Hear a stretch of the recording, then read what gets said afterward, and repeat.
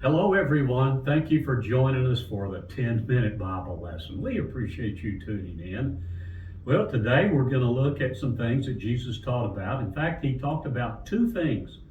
And the first thing he talked about was the light inside of us. And the second thing we're going to look at is that he talked about loyalty.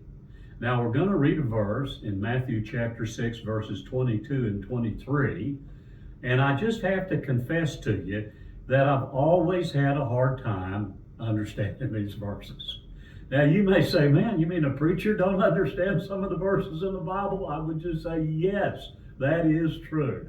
Now, here's a couple of them that I've always had a hard time. Listen, we're going to step up to the plate and we're going to take a swing at them anyway. So let's read Matthew chapter 6, verses 22 and 23. Here's what Jesus said. He says, the lamp of the body is the eye. If therefore your eye is good, your whole body will be full of light. But if your eye is bad, your whole body will be full of darkness. If therefore the light that is in you is darkness, how great is that darkness? Now here Jesus says something. He says that our eyes are lamps for our body. And I thought of another way that I might be able to explain this. All of us have probably been to a room in our house, and we have a lamp in that room, and that lamp happens to have a high wattage bulb. And so we hit the switch, and the whole room lights up. I mean, the whole room is just full of light. And I think that's kind of an analogy. The room would be an analogy to our bodies, and the light or the lamp would be an analogy to our eyes. Now, sometimes we could go into a room in our house and we could have a lamp, and the lamp may have a low wattage bulb. And so we turn it on and we go, whoa, not much light here. I think all of us have experienced going into a room, it's dark, and you turn on the switch, and it doesn't seem like it gets much lighter. It almost seems like it gets darker. It didn't really, but it almost seems that way.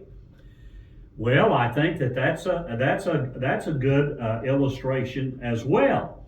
So a good eye or good eyes give light to our body in a really good way.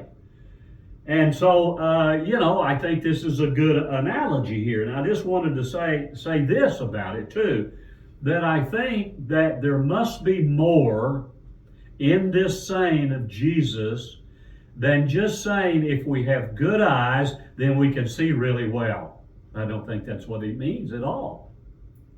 I think that he's saying this, that, light comes in through our eyes, and it's processed through our brains, and it allows us to see. So what we can bring in is either gives light or it gives darkness, if you could think of it that way. Now, I think the point of this passage is this: is our life filled with light?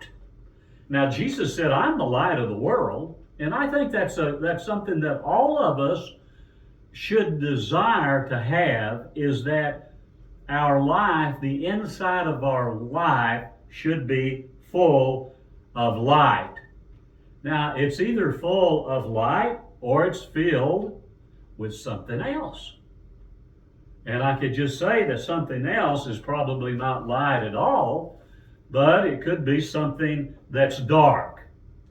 Now, I found another verse or another recording of this saying of Jesus in the book of Luke.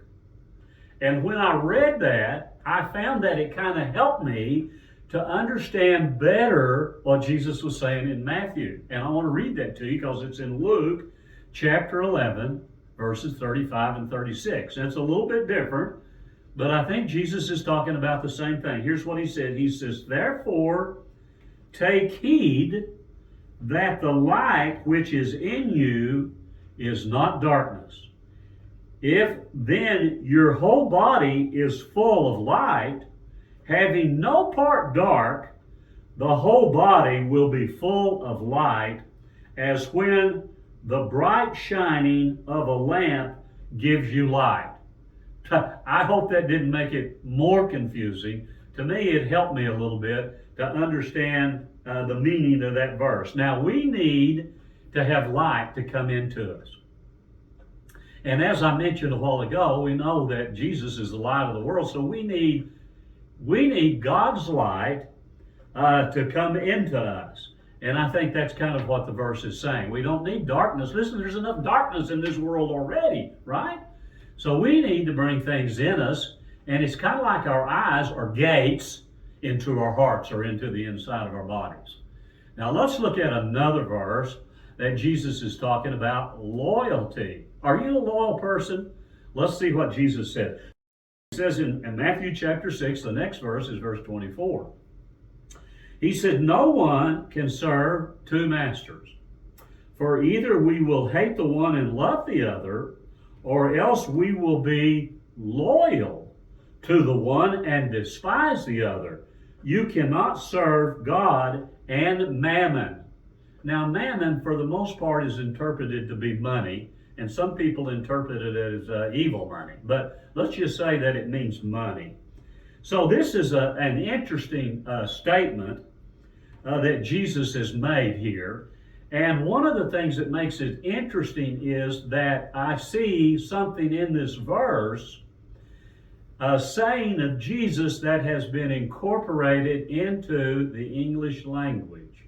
And by the way, there are lots of sayings in the Bible that have found their way into the English language, and we use them. Now, what is that saying? Here's the saying: you can't serve two masters. I bet you've said that before. I've said that before. And we just kind of use that, but here's the thing, it doesn't seem to stop people from trying, right? People still try, it seems like to me, to serve two masters. Now, why can't we serve two masters? Here's the reason. It's because we'll be pulled in two different directions. Have you ever felt like that you've been being pulled in two different directions, man? Oh, I have to say that I have. Sometimes it seems like more than two. So I think that's interesting. So it prevents us from being a really, really good servant to either one of them, in fact. In fact, in order to be a good servant, we have to be loyal. So what kind of a servant would we be if we were disloyal to our master? Now you may say this, hold on, Tom, I'm not, I don't have any masters. And I would just say, okay, all right, I'll take your word for it. But I'm just wondering if that's really true, because I think that all of us have something that we somehow give ourselves to, right? Listen, it could be making money. I don't think there's anything wrong with making money, but is it our master? Maybe it's accumulation of wealth. Maybe it's an effort to be able to bring security to us. So I think there could be a lot of things. Could be pleasure. Some people just live for pleasure. And I found this, that there's either something or someone that is our master, or that is to say, draws us to give all of our energy and all of our time. Now, I did say sometimes it could be someone. I've known people that they wanted to serve the Lord, but because of maybe a relationship with the opposite sex, that they're drawn to that person, and that person is kind of like pulling all of the energy and all of the life and all the time and all the commitment to them. They want to be for Jesus, but they're being pulled the other way. And you know what happens when that goes on? I can tell you, it's a recipe for unhappiness. That's right, it's a recipe for misery. And so I think that Jesus has obviously everything Jesus says has a really, really good point. Sometimes I don't get all the points, but I can just say they're really, really good points. So here's the deal. We need to be loyal. We can't have a double life, because if we do, we're not going to please either one. So here's kind of my philosophy on this. Let's make the Lord our master. Let's call him our Lord. He's our boss, our Lord. And if we put him in the big chair in our life, that is to say, he's kind of on the throne of our life, then I find that these other things, they're not unimportant, but they seem to find their proper place in our life, and harmony comes and peace comes. Now, that's not an easy thing, to give our hearts and our life to the Lord and make him our master. But I found that if we do that, and listen, in every part of our life, in our homes, on our jobs, with our finances, with our health, with our service, everything seems to be function a whole lot better. So anyway, I think this is a good lesson that we should think about. The light, letting the right kind of light things come into our life, and also our loyalty. So we appreciate you joining us today, and we hope that you have a really good week and you'll tune in next time.